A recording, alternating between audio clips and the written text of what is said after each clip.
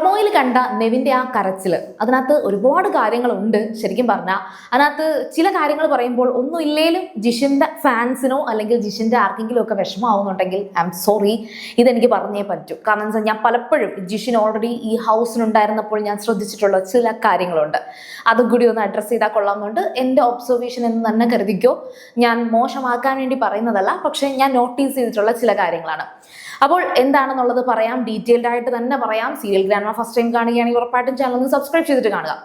സംഭവം എന്ന് വെച്ചാൽ പ്രശ്നം തുടങ്ങുന്നത് ഇന്ന് പൂരി ഉണ്ടാക്കാം എന്ന് ഓൾറെഡി നെവിൻ പറയുന്നുണ്ടായിരുന്നു. പിന്നെ അനുമോളായിരുന്നു ഇന്ന് ഏറ്റവും കൂടുതലും കിച്ചണിൽ എല്ലാവർക്കും ഇന്ന് വന്ന അത്രയും പേർക്കും ഫുഡ് ഉണ്ടാക്കുന്നതിനകത്ത് അനുമോള് പണിയെടുത്ത് കുഴഞ്ഞിരിക്കുകയാണ്.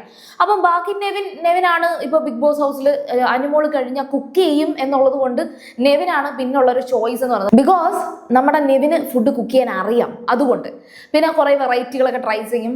നെവിൻ്റെതായ ഒരു ശൈലിയിലാണ് ഇതെല്ലാം ചെയ്യുന്നത്. അപ്പൊ പൂരി ഉണ്ടാക്കാമെന്ന് ഏറ്റിരുന്ന നെവിനെ അവിടെ ഓവർടേക്ക് ചെയ്തുകൊണ്ട് ജിഷിൻ അവിടെ പൂരി ഉണ്ടാക്കാൻ കയറുകയാണ്.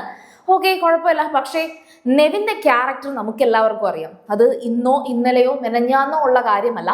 നെവിൻ കുക്ക് ചെയ്യുന്ന ആര് കുക്ക് ചെയ്താലും ഇപ്പൊ പിന്നെ അങ്ങോട്ട് ക്യാപ്റ്റൻസി ഇല്ല, ഇവിടെ കുറച്ച് റെസ്ട്രിക്ഷൻസ് ഉണ്ടായിരുന്നു, അതൊന്നും ഇപ്പൊ ഇല്ല. അപ്പൊ അവിടെ കുക്ക് ചെയ്യുന്നതിന്റെ ഇടയ്ക്ക് പോയി ഒരു പൂരി എടുത്ത് കഴിക്കുക എന്ന് പറയുന്നത് ഒരു ഹൗസിനകത്ത് ഇത്രയും പേർക്ക് കൊടുക്കണം, അതൊക്കെ ശരിയാണ്. പക്ഷെ റൂൾസ് ഒന്നും ഇല്ല.